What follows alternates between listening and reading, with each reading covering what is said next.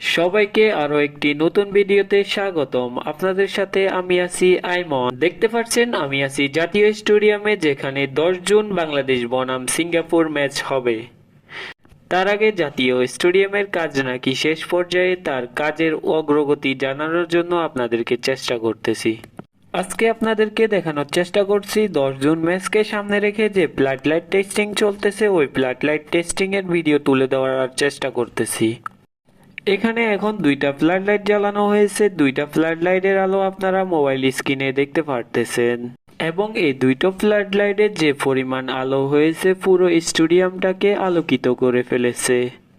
দেখতে পাচ্ছেন পুরো মাঠ আলোকিত হয়ে গেছে। ফ্লাড লাইট নিয়ে যে আমাদের দুশ্চিন্তা ছিল যে মাঠে পর্যাপ্ত পরিমাণ আলো পাওয়া যাবে কিনা, সে চিন্তা মনে হয় কেটে যাচ্ছে। দুটি ফ্লাড লাইটের যে পরিমাণ আলো দেখা যাইতেছে, বাকি দুইটি ফ্লাড লাইট এখনো বন্ধ করা আছে। সে দুটি ফ্লাড লাইট জ্বালানোর পর আলো আরো বৃদ্ধি পাবে, এটা আশা করা যায়। দেখতে পারতেছেন গ্যালারি শেডের পিছনে আরো দুটি ফ্লাড লাইট আছে। সবগুলো ফ্লাড লাইট জ্বালানোর পর আলোর কোনো সমস্যা হবে না। ক্যামেরার চোখে খুব বেশি ভালো বোঝা যাইতেছে না, তারপরও আশা করা যায় 10 জুন হামজা সমিতের ম্যাচে স্টেডিয়াম আলোয় আলোকিত হয়ে থাকবে।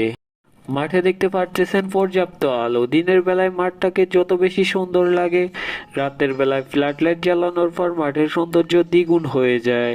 এখানে যদি আমি আপনাদেরকে বলি, এখানে 4টা ফ্লাড লাইট স্ট্যান্ড রয়েছে।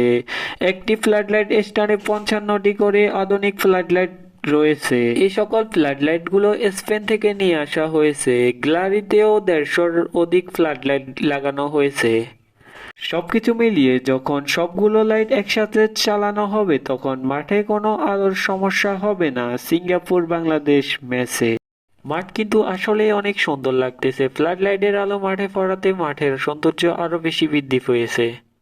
আপনারা অনেকে আমাকে কমেন্ট করে বলেছেন স্টেডিয়ামে রাতে ভিডিও করা যাবে কিনা। আপনাদের কমেন্টের জন্য আমি স্টেডিয়ামে রাতের ভিডিও তুলে ধরলাম।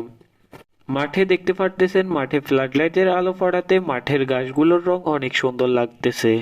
আপনাদের কাছে কেমন লাগতেছে কমেন্ট করে জানাতে ভুলবেন না। নেক্সট ভিডিও কি নিয়ে বানাবো কমেন্ট করে জানাবেন।